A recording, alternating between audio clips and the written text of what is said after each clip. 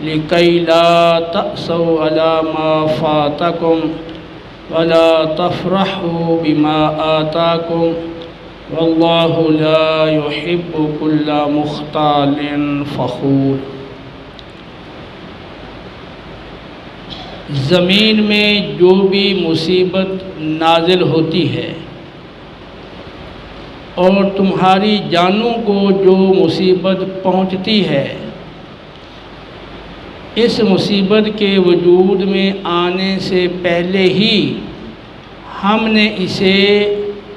لوح محفوظ میں لکھ رکھا ہے، اور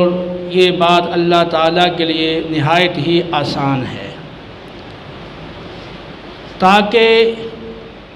جو چیز تم سے فوت ہو جائے، جاتی رہے، جو تمہارا نقصان ہو جائے، اس پر تم غم نہ کرو، اور اللہ تعالیٰ تمہیں جو چیز عطا کرے اس پر تم فخر اور تکبر نہ کرو۔ اللہ تعالیٰ فخر کرنے والے اور تکبر کرنے والے کو بالکل پسند نہیں فرماتا۔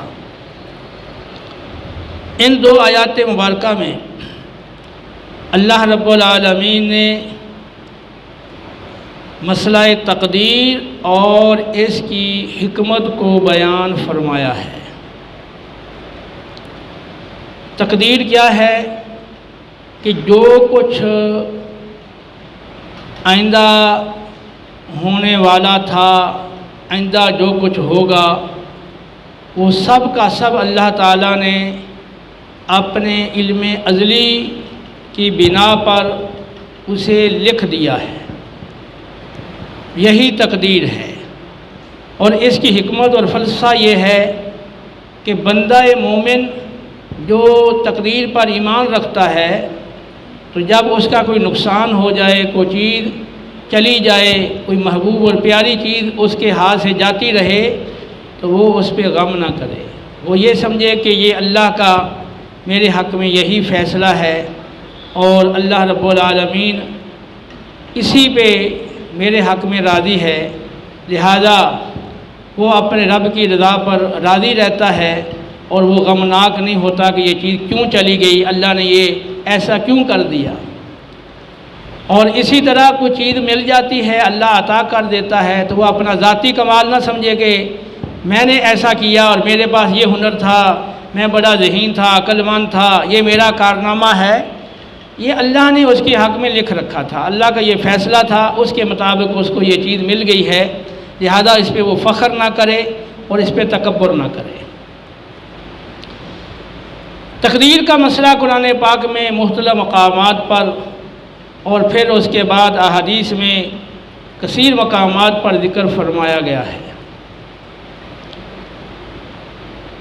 قرآن پاک میں سورہ توبہ میں اللہ رب العالمین کا ارشاد ہے، قُلْ لَن يُصِيبَنَا إِلَّا مَا كَتَبَ اللَّهُ لَنَا هُوَ مَوْلَانَا وَعَلَى اللَّهِ فَلْيَتَوَكَّلِ الْمُؤْمِنُونَ۔ اے رسول مکرم، آپ انہیں کہہ دو ہرگز ہمیں کوئی مصیبت نہیں آ سکتی، اور ہرگز ہمیں کوئی مصیبت نہیں پہنچے گی، ہاں مگر وہی جو اللہ نے ہمارے حق میں لکھ دی ہے۔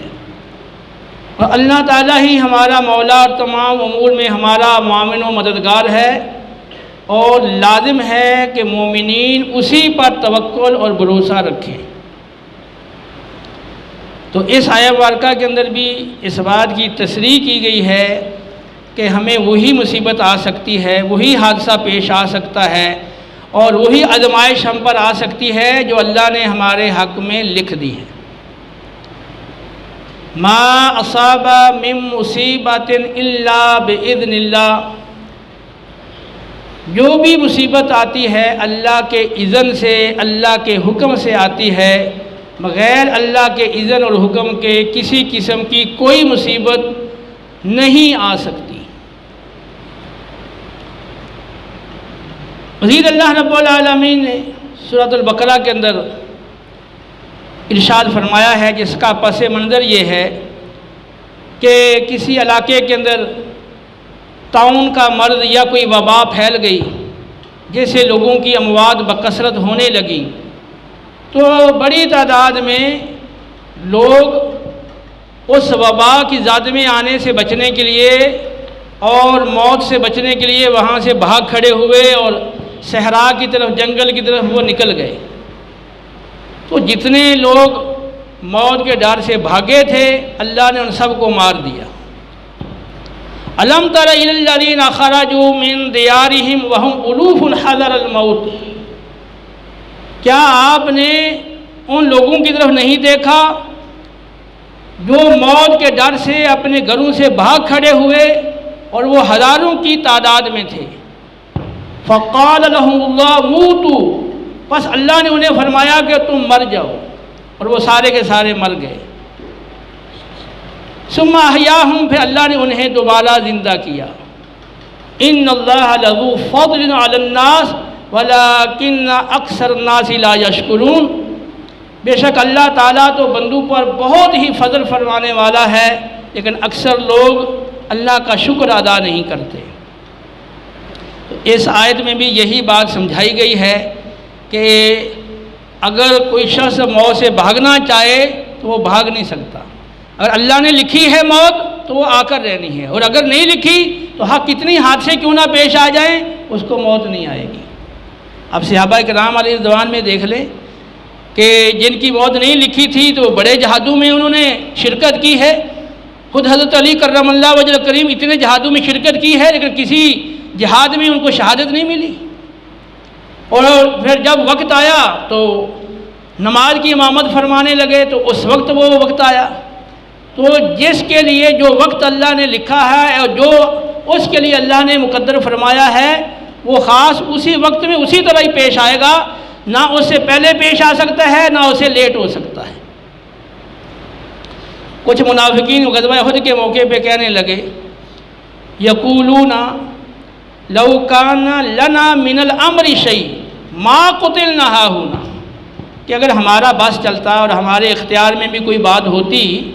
تو آج ہم یہاں قتل نہ کیے جاتے۔ قل لو کنتم فی بیوتکم لبرز الذین کتب علیہم القتل الی مضاجعہم، تو اے حبیب آپ ان کو کہہ دو کہ اگر تم میدان جنگ میں نہ بھی آتے، جہاد میں شرکت نہ بھی کرتے، تم اپنے گھروں میں ٹھہرے رہتے، بیٹھے رہتے، لیکن جن کا یہاں قتل کیا جانا اللہ کے ہاں لکھا ہوا ہے وہ ضرور اپنی قتل گاہوں کی طرف نکل کھڑے ہوتے۔ ترمذی کی حدیث ہے، نبی کریم صلی اللہ علیہ وسلم نے فرمایا کہ جس انسان کی جہاں موت لکھی ہے یا وہ وقت قریب آتا ہے تو اللہ تعالیٰ اس جگہ کی طرف اس کی کوئی حاجت پیدا کر دیتا ہے، اور وہ اپنی حاجت کے سلسلے میں دوڑ کر بڑی جلدی سے اور بڑی تیزی سے وہاں پہنچتا ہے۔ تو جب وہاں پہنچتا ہے تو فرشتہ اس کی روح قبض کر لیتا ہے۔